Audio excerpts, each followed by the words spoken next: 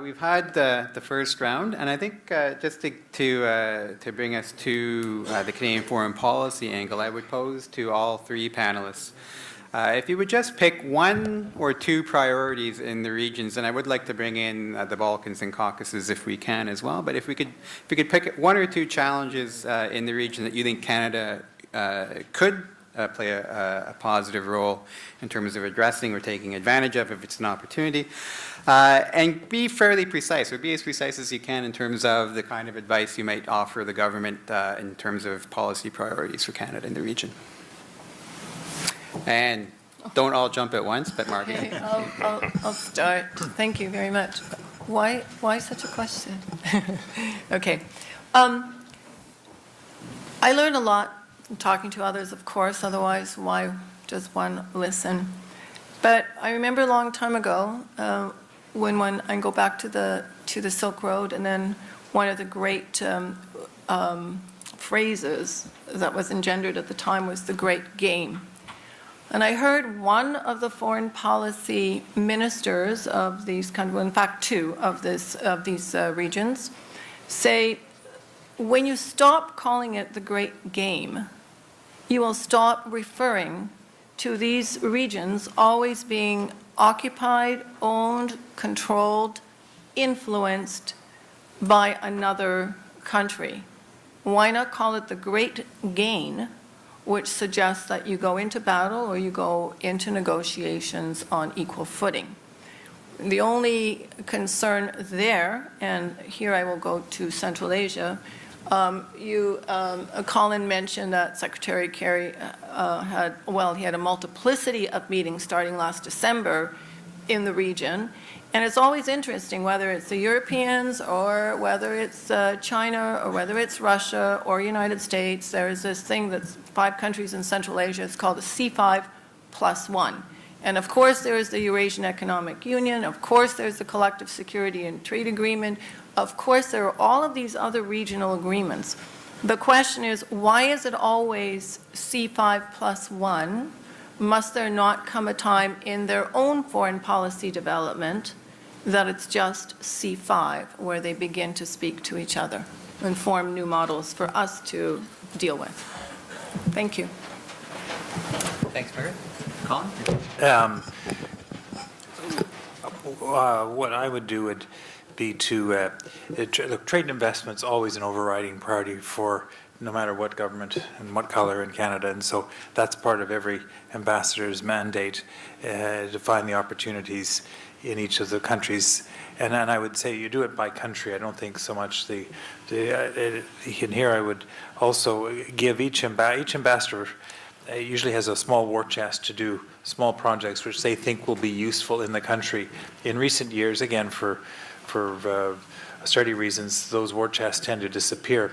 I would restore that to each ambassador because I think I would trust the person on the ground what's going to work best in terms of servicing Canadian interests. It may be in governance projects. It could be in climate. There are so many different things, but I would not say that, oh, this is the Caucasus, we're going to do this, or this is Turkey, we're going to do this. I think I would really rely on our ambassador to say, here's a board chest, make the case for this, and then invest accordingly, with the overriding drive, which is always the case for Canada, which is trade and investment, and then the diplomatic intelligence that we pick up, which is a currency for us in the big capitals of the world. Thank you. And Dr. Medley? Well, I guess, in trade and academic relations, there are all sorts of things that should be done. I can't see any specific reason why anyone in any position of power here would say, oh, let's do it with the Turks rather than do it with the Greeks or do it with somebody else. No, I think, look, this government has come to power on a wing and a prayer. Huh? They do things differently. They analyze things differently. And their foreign policy, this is what they want us to believe until now, and their foreign policy, okay, well, what great project do they have? What great vision does Canada have that it can share with a country like Turkey? What new initiative, okay? Because it's all well and good to say, yeah, we'll be different from the Harper government, we'll be nicer, yet the UN will be nicer people, we'll be, perhaps our vote on Palestinian stuff at the UN will be a little more even-handed. That's fine. That's not a vision. That's not a vision. That's Anglo-Saxon positivism at work in foreign policy. What is the new vision? What one thing, okay, would distinguish the new Canadian foreign policy? Stéphane Dion is an academic, okay? He's able to get his mind around things like new and innovative and things like this. So what new policy could we share with Turkey in the world that would make us both, that would raise our visibility together? And I think it relates to one of the points that I brought up before, and that is a new point, and that's try and resurrect the Palestinian-Israeli peace accord. At one point in the early 90s, the Canadian government played an important role, believe it or not. We were one of the four les tables de concertation, and we did a lot of work. I found this out when I went back to Foreign Affairs, and I had to, without anybody knowing, go to the archives and dig all this stuff up, as boring as it was. But anyway, we played a role, a big role, in the early 90s. And so we're capable of doing that again, and so is Turkey. And I think both countries would, if at the end of our 4 years with the Happy Ways, there is no new project, what have we done new in foreign policy? We have a right to ask ourselves that question. What new, big, idealistic, maybe it'll fail, but we want to see our government, put itself, maybe it's, dismantle all the arms industry in Canada. I don't think that's a good idea. I think the Arab-Israeli peace settlement will be even better. So that's what I would do. I would come up with some big idea, okay, idealistic idea, and I'd try and work with Turkey. And it seems that the Arab-Israeli peace accord, resurrecting those talks, Canada could play a role in doing that, and it's not doing it now. Great, thanks very much. So we have time for some questions from the floor. So if you could, I'll try and put my glasses back on so I can see if you raise your hand. Are there microphones? No. So if you could just ask your question in a loud voice so everyone can hear, and identify yourself, and also please try and limit the speech and focus on the question part. Thank you. So anyone would like to start us off? Yes, good afternoon. My name is Gilles Breton. I made a presentation earlier this morning. First, I'm not very good at Twitter, but one of the statements I made on Twitter was repeated at least 12 times. My question will be addressed perhaps to Margaret. I said something about the fact that the secular nature of Turkic countries must be supported. That seems to have received a lot of support in this room. Anyways, but I think perhaps if you could touch on the aspect of the moderate nature of Islam in the region, of course in Central Asia and neighboring region, perhaps in the context of the rise of extremism. Perhaps there might be a few comments to make on that. Gilles Breton, thanks very much. You always give the tough questions. Just while Gilles was speaking, I just remembered, if any of you are Canadian Syrians or wish to support Canadian Syrian initiatives and love coffee, please go to the Happy Goat of Little Italy off Loretta. You will enjoy this coffee place. Okay, that's my plug. It is really difficult. Which part did you want me to answer first, Gilles? Talk about the secular nature of the country. Okay. Which you did. Yeah, I think it's what struck me. First of all, the first time I was in Turkey was by boat from Odessa Istanbul. What struck me, and the last time I was in Istanbul was March 20th of this year. What struck me about Russia were ports. What struck me about Georgia, Azerbaijan were ports. What struck me about Central Asia were no ports. This is important in terms of a closed community. This is also important in terms of the labor camps that were there, because they fostered an amazingly tolerant, multicultural, multi-ethnic, multi-religious society, with Muslims married to Christians, Christians married to Jews. And this is why the secular nature of these governments and their sovereignty is so important. And this is why they are doing their very best to withstand extremism, and particularly the seduction of extremism for their youth. What is amazing, every time I go east and then come back, I come back into Europe, I come back into Montreal, into Toronto, into Ottawa, and I see niqabs and hijabs and burqas, many. When I was in Tajikistan and in Gorno-Badakhshan and in Afghanistan and in the rest of Central Asia, I saw no burqas. If you saw a burqa, you knew that it was the wife of a talib. So it was very interesting how Islam is, and that possibly has to do with different occupations and history, but it is a flexible, tolerant religion, as are the others that are practiced.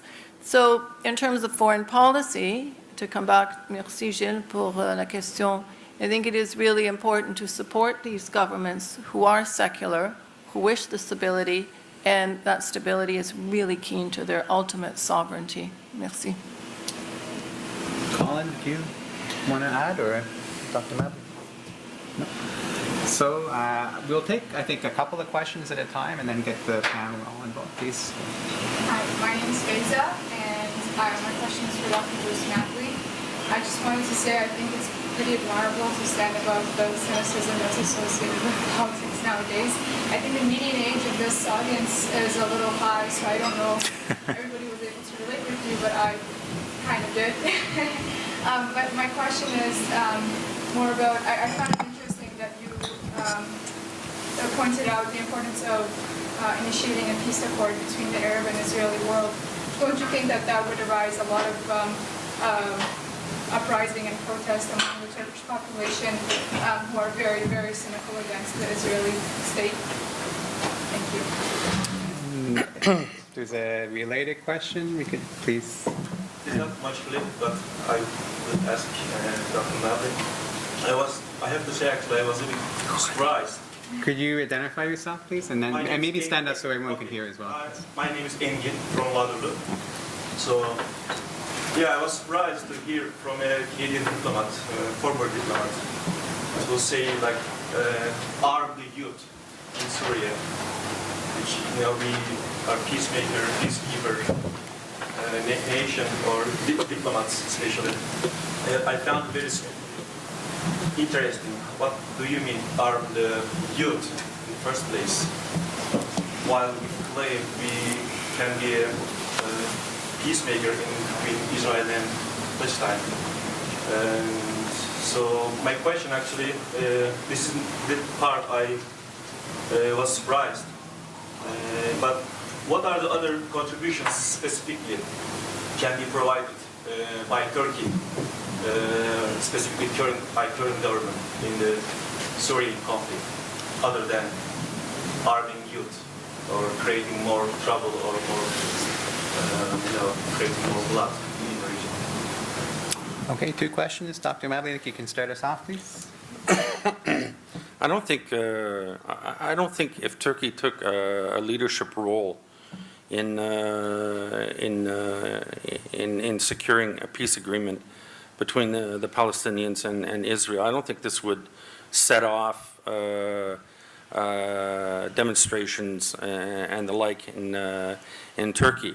I think, if anything, it would cement the authority of of the party in power as willing to take risks and willing to act as an honest broker. Now, there are some Israelis who will say, no, the Turks cannot be an honest broker. That's why Canada and Turkey together could play a dual role and try and assuage some of those fears. But I think Turkey, I mean, from what I know of the region, the implication of Turkey would be salutary and is needed in order to move things along. The process at the present time is dead in the water, and in the meantime, whose interests are being served by it being dead in the water? I think we all know the answer to that. No, I think Turkey and it could give them it could give the AK party. I mean, they're unfortunately Davutoglu is no longer there, but we haven't heard the last of him in my view. But certainly it would promote Turkish soft power in the region, and even if it didn't work, the idea of trying it and working soft power, Turkish soft power in the region, would be a plus for Turkey. So that would be the answer to the first question. I don't know whether you want, if you want me to answer the second right away, and then, yeah. Look, Engen, when you see, look, as a diplomat, you're supposed to be, well, you're supposed to be. You're neutral, all right? And we had a meeting in 2012 brought about by the British Consul General in Istanbul, and there were the youth movement from Damascus was invited, and a lot of those youth that came to the meeting, and these are people who are demonstrating with their bare hands against bullets. They came and they sat around in a nice little hall like this in Istanbul. And I was sitting next to my French colleague and my German colleague and my British colleague. And we heard what was, because we didn't know what was going on. We heard what was going on. Okay? And these people were, these brave people. Their families were being tortured. Some of them had no brothers anymore. Some of them had no family anymore. They risked their lives to come and tell us. And so we went around the table, and of course the French said, bah, écoutez, c'est malheureux, mais il n'y a pas grand-chose à faire en ce moment. You know? I went through each one. And each one, you know, each diplomat, yes, I'm a diplomat, I'm going to be neutral. No, we can't do anything. We're doing our best, blah, blah, blah, blah, blah. Okay? I couldn't do it anymore. I said no. You know, and I said, you know, the Canadian people empathize with you. And one girl came back and said, what good is that? So, I made my choice. It was a moral decision, and it was the right one. And even if I had to suffer coming back here, at the ministry, sitting in some, you know, disaster division, you know, tornado division, tornado watch division for 2 years, so what? My suffering was nothing compared to theirs. So, with my Syrian, you know, contacts and friends in the youth movement, we did our work. And I saved lives, a lot. I won't tell you how, but I did. And I have other colleagues in my ministry who did the same thing in different situations, and we can talk about that too at some other time. But that was the reason why. And one of my German colleagues said, Bruce, if I had done a tenth of what you did, I'd be on a plane back to Berlin. My British colleague came and he said, if only I could do what you did. That's it. Thank you. Margaret? In terms of the questions for youth and arming them, I have to say that what I saw in the Caucasus and in the former Soviet Union and in Central Asia, after almost 100 years of a conflict, concentration camps and labor camps, I think this 40%, 20 to 40% of the youth population is extremely keen to actually embrace their country, forge a new economy with them part of it.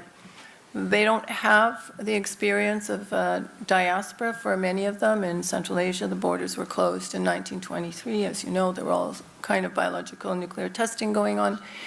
However, these are people that understand that conflict sometimes changes borders, changes regimes, and there's a part of what Mr. Mabley has said, that sometimes the assumption of changing a regime, you get something better, not always. And I think these young people, from my experience, they just want the stability, they want the ability to earn money, they want the ability to have a good life, and they want the ability to call their nation a nation. Thank you.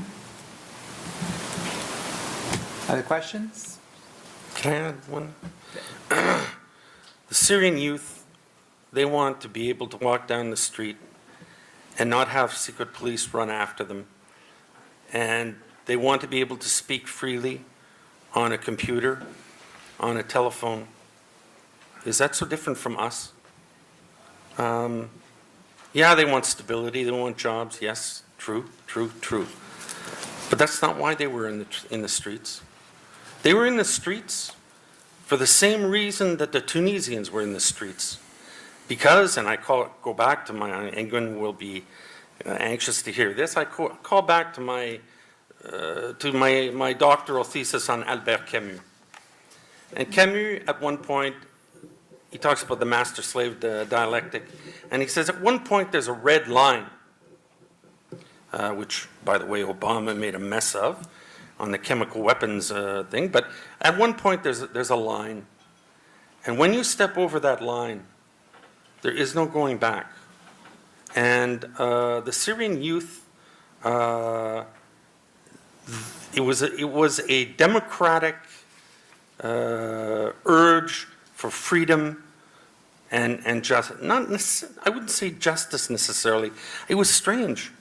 We talked about Bashar al-Assad, and I know some of my colleagues, send him to the international court.